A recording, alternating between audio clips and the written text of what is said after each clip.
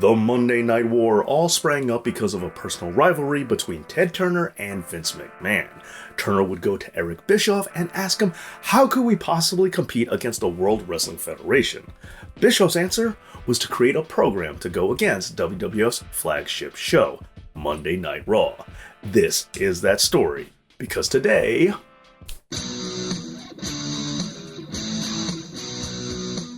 Please support this channel by subscribing, and you could support it even further by signing up over on my Patreon page, just like Julian Warren and Freehand. Thank you and the rest of the Patrons for all the amazing support as you keep this channel going. Leading up to the Monday Night Wars, WCW already had a habit of picking up talent fresh off of their runs in the WWF. Talent such as the Big Boss Man, the British Bulldog, Jake the Snake Roberts, and many others would all go this route. But as great as some of these stars were, WCW was about to change the game with the biggest acquisition there ever was, Hulk Hogan. After the steroid trials, the WWF was seemingly going through a bit of housekeeping, and after Ric Flair opted to return to WCW, the WWF would also see Macho Man Randy Savage and Hulk Hogan join their competition. This immediately started to turn the tide for WCW. McMahon began attempting to recover. He figured that he made megastars before and so he could do it again. Vince's strategy was twofold. One, make new stars, and two,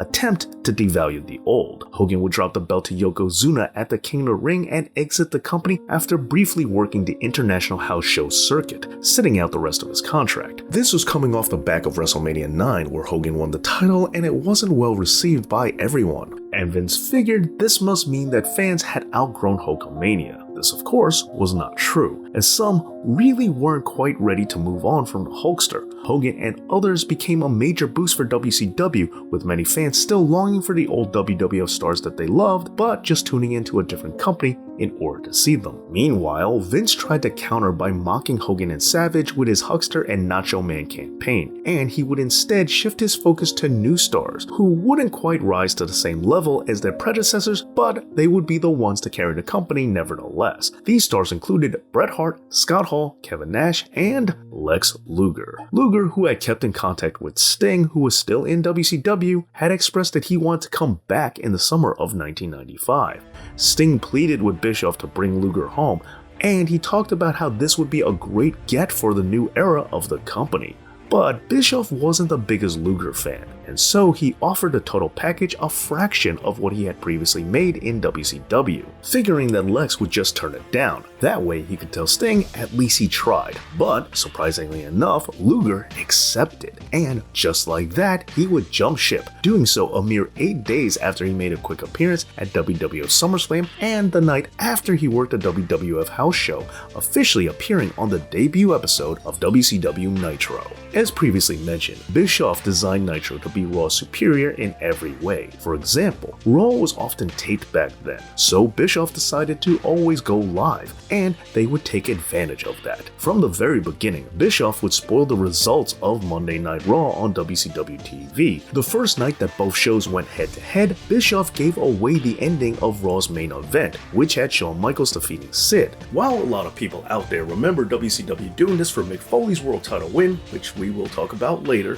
there are those out there who might have forgotten that Nitro was doing this pretty much from the beginning. But even aside from that, Nitro was just offering a lot of things that Raw wasn't. They had a faster paced, more action-packed show, they had the Nitro Girls, and they were also offering some pretty stacked cards, the kind that you normally have to wait till a pay-per-view to get. But they were giving it to you on weekly television. It didn't take long for WCW to score a win. It took exactly 21 days, and September 25th, 1995 would be the first time that WCW Nitro would beat Monday Night Raw, earning a rating of 2.7 against Raw's 1.9. Under Vince McMahon, the WWF was the dominant force in professional wrestling, but now the unthinkable was happening. Someone managed to beat the WWF and beat their flagship show, and for Raw, things would only get worse. Eric Bischoff would start off by offering big money contracts, like the one offered to Scott Hall, an extremely popular talent working as Razor Ramon in the WWF. On May 27, 1996, Hall would interrupt a match, entering through the crowd and working under the guise of being a WWF WWF talent who was invading WCW. He was originally set to have entrance music for his debut, but it was Larry Zbyszko who would mention that if he was an invader, why would he have theme music? So instead, Hall would just walk in and proclaim, "You know who I am, but you don't know why I'm here." And he also declared that if WCW wanted a war, then they were going to get one. And as we would later find out, he would have two associates that would help him take over World Championship Wrestling. Now, not every fan knew who they were at the time, although the smart fans were aware that Kevin Nash had left the WWF as well. Speculation was confirmed 2 weeks later when Nash would be revealed as the second man, joining Scott Hall to form the Outsiders. Then the following week, June 17th, we would see the beginning of the legendary 83 weeks. Now, the reason why WCW was winning really wasn't a mystery. The Outsiders were the hottest angle in professional wrestling at the time. And while there are people out there who say that Kevin Nash can't draw, no, he wasn't on the level that Hulk Hogan was during his time as WWF champion, but he still can bring in money, as WCW definitely saw. But the NWO does serve as a perfect example of how one individual doesn't have to be the sole means of income for an entire company, as you can have an entire roster draw for a promotion instead. This served as the perfect in-story commentary. Many fans felt that WCW was now being overrun by WWF stars, so why not address it? The Outsiders were starting the war against WCW, seemingly as WWF employees, to which WWF took issue with. They filed a lawsuit over the implication and even claimed that Scott Hall's character was too similar to Razor Ramon, especially considering that Hall didn't state his name on his debut and just said that you knew who he was. In an attempt to mitigate this, at the Great American Bash pay-per-view, Nash outright said that they were not WWF employees. Both men would start using their real names to make it clear that they were not still Razor Ramon and Diesel. But this didn't stop anything, as the lawsuit was still dragged out for years until 2000 before being settled out of court, with the condition that WWF would get the right to bid on WCW property if they were ever to be liquidated. And yes, this will come into play with the sale later on. But anyway, back to where we left off. Hall and Nash stated that a third man would be joining their forces to take down WCW, but who could it possibly be? Well, while we all knew Scott Hall and Kevin Nash had left the WWF, did someone else leave? Could it be Brett? Could it be another Click member? Could it be Mabel? Nah, only an idiot would think that it could have been Mabel. Well, WCW already had WWF's top stars of the past and two of the top stars of the present, so why not combine them? At that year's Bash at the Beach, Hulk Hogan would join the Outsiders to form the New World Order. This would go down as one of the best heel turns, one of the best factions, and one of the best storylines of all time. Week after week, fans kept tuning in to see who would be the next person to join the NWO and who would sign with WCW. Whether it was Ted DiBiase playing the part of Trillionaire Ted, a parody of WWF's Billionaire Ted, who was also a parody of WCW's Ted Turner, and it was also a play on the $1 Million Man character, or the Giant, a homegrown WCW talent who was brought in riffing off of the connection to Andre the Giant, or Six, the former 1-2-3 Kid and the future X-Pac, as you never knew who was going to be next to join the fray. Meanwhile, WWF was countering with very, very little. Shawn Michaels was an unimpressive champion, failing to move the needle against his old friends, and he couldn't hold a candle to Hogan. Plus, his internal struggles and backstage attitude was causing dissension in the locker room. Although, while WWF wasn't producing anything close to this caliber back when all this was going on, they were still sowing the seeds that would eventually get them the win, as the 1996 King of the Ring featured the Austin 316 promo, and later on in the year, The Rock, Rocky Maivia would make his debut.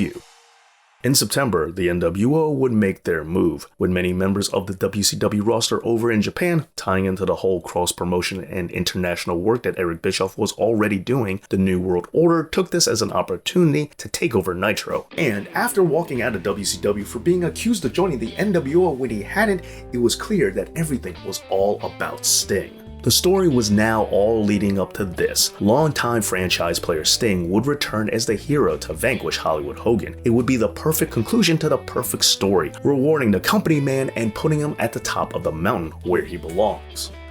Well, almost. Aside from a few minor mishaps like Lex Luger winning the title for 5 days, the nonsense of Eric Bischoff being attacked by the Outsiders only for it to be revealed that he was working alongside with them all along, Dusty Rhodes joining the NWO, and of course all the Dennis Rodman stuff, and the fact that Sting and Hogan already faced off against each other once before, the angle was rather perfect. Also except for that terrible ending of Starrcade 1997. A convoluted finish was conceived where a debuting Bret Hart would prevent Sting from being screwed over from a fast count by referee Nick Patrick. The only problem was Patrick counted at regular speed. The reason for this has been attributed to several parties, making it impossible to know what really happened. Most put the blame squarely on the shoulders of Hulk Hogan, but he himself has said that the real problem was that there were no plans for Sting going forward, and if that was true, well, it showed. Regardless as to if there was actually anything planned out for Sting, WCW would try to right the ship by stripping him of the title due to all the controversy, allowing for him to win it cleanly at Super Brawl 8. And as this was happening, the NWO would start infighting, with Hulk Hogan clashing with Kevin Nash. This would result in the NWO being separated into two separate groups, the NWO Black and White led by Hogan and the Wolfpack, which was led by Kevin Nash. Which did make a lot of sense. Since the New World Order was so popular, it was a good idea to take part of the faction and make them babyface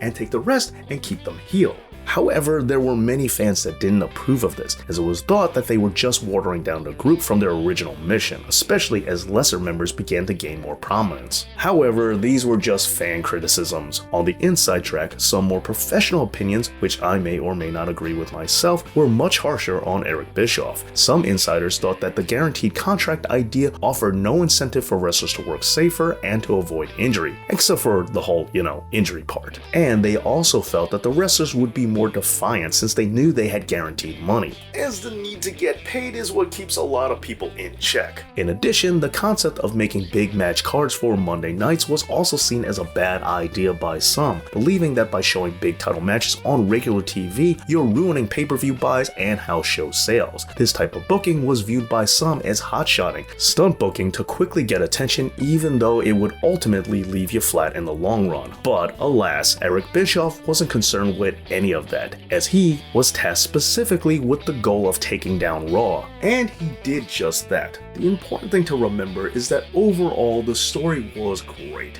There were just a few minor hiccups and one major one, but nevertheless it was still very, very entertaining, and it got the job done. Yes, the finish to Starrcade was a major error, but it was seemingly the only major error of the time. But even with that, the event still became WCW's highest grossing pay-per-view of all time, and even after that they would still continue their winning streak on Monday nights for several months. However, these heights would ultimately be the summit that WCW would plummet from. Looking to capitalize on their success, Warner created a second show called WCW Thunder, which premiered on January 8, 1998. It has been stated that around this point is when Time Warner started to micromanage WCW more and more, forcing what they wanted on the product, cutting budgets and mandating the WCW turn more family-friendly, a complete contrast to the WWF's Attitude Era, even though that was making the WWF a ton of money. Allegedly, this was due to higher-ups at Turner who hated professional wrestling and were looking for any reason to get rid of it. Meanwhile, 2 weeks after winning the title at WrestleMania, Stone Cold Steve Austin and his feud with Mr. McMahon would finally bring the 83 weeks to a close. And as Austin's popularity grew, WCW figured they had to do something quick. WCW decided to put the title on Bill Goldberg, a former football player who was fresh to the wrestling business. He was presented as an unbeatable juggernaut, squashing everyone in his path, and he seemed to have a genuine connection with audiences. Goldberg would beat Hulk Hogan on July 6, 1998, which would be Nitro's first victory against Raw in over 2 months. But this wouldn't last very long, as they wouldn't win again for a whole month. And then, after several weeks of victory, they would only get 2 more wins over the WWF, last winning on October 26, 1998. The show would feature Bret Hart and Diamond Dallas Page in the main event for the United States title. After this, Nitro would never take Raw ever again. But now, it all seemed like a little bit of history repeating. Just like with Vince, this was a lot of Bischoff's old roster working against him, as Austin, Goldust, Vader, Triple H, Edge, and Mick Foley all worked for WCW under Eric Bischoff. But speaking of which, in the beginning of 1999, Eazy-E tried one of his old tricks. With Raw pre-taping Mick Foley beating The Rock and winning his first world title, Bischoff gave away the ending of the match, but this backfired, as Raw won the night anyway, with many people tuning in specifically to see Foley capturing the gold. This occurred on the same night that WCW had planned for the NWO to reunite after being split into two separate groups. While Goldberg was doing good, he wasn't doing good enough to overtake Raw, and so WCW decided to revisit the angle that got him there in the first place by combining Hulk Hogan, Kevin Nash, and Scott Hall back under one group, the NWO Elite. However, this didn't work. Nor did the use of celebrities like Jay Leno and Dennis Rodman, if you could believe that. This led to the unthinkable. Harvey Schiller, president of Turner Sports, had Eric Bischoff taken out of control on September 10th, 1999. With WCW VP of Strategic Planning Bill Bush taking over. On the other side of the coin, WWF would create a brand new show called SmackDown to counter WCW's Thunder. However, this would result in WWF's top creative writers, Vince Russo and Ed Ferrara, growing resentful that they weren't getting additional compensation for their extra workload. And with the pair being dissatisfied, Bush would offer them massive contracts. The hope within WCW was that WWF's creative team was the secret to their success. They were wrong. WCW's ratings slowly began to decrease, and Raw's would just continue to climb.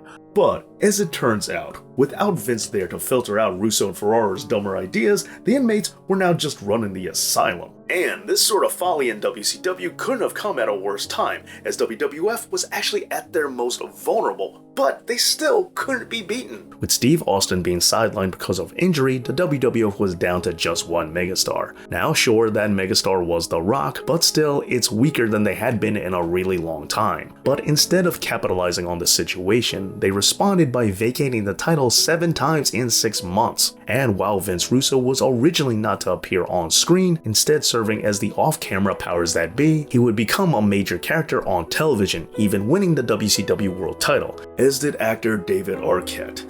None of this was ever going to put World Championship Wrestling back on top. After all this, Russo and Ferrara would be put on suspension for 3 months. During this time, they had plans to make Tank Abbott world champion in an attempt to cash in on the new UFC craze. But Tank really didn't know the wrestling business, and he wasn't over with fans. And so, during this time, Kevin Sullivan was briefly put in charge, trying to clean up the mess that was handed to him. And surprisingly, he would book Chris Benoit to be WCW's world champion despite their personal issues. And yet, even with that, Benoit walked anyway, as did other wrestlers like Eddie Guerrero, Dean Malenko, Perry Saturn, Chris Jericho, and Raven, who would all leave WCW within just a few months of each other. WCW's last-ditch effort was to try and combine forces by pairing Vince Russo up with a returning Eric Bischoff. The new plan was to reboot WCW, vacating all titles and changing the logo. This time around, heels and faces were seen as antiquated and being replaced by the Millionaires Club and the New Blood, the established stars versus the younger talents respectively.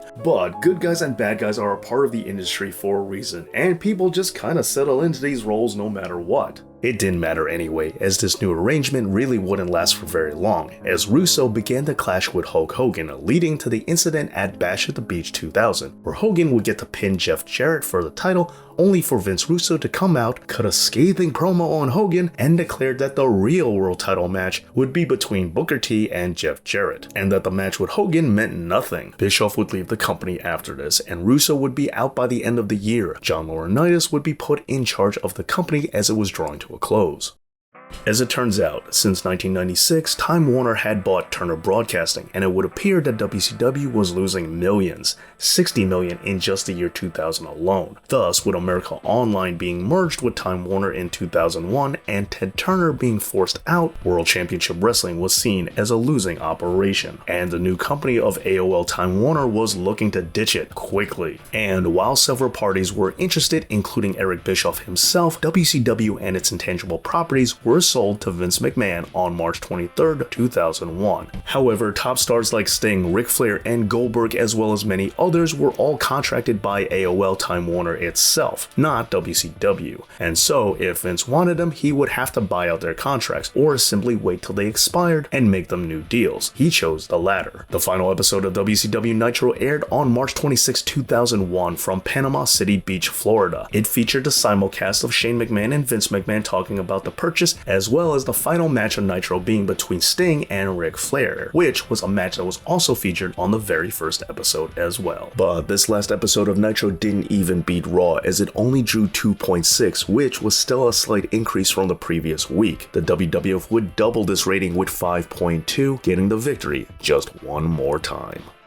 Well, there you go, the history of WCW Part 3. If you enjoyed this video, please give it a big thumbs up and make sure that you're subscribed to this channel. Thank you so much for watching, and thank you to all my awesome Patreon supporters out there. And as always, Dave knows.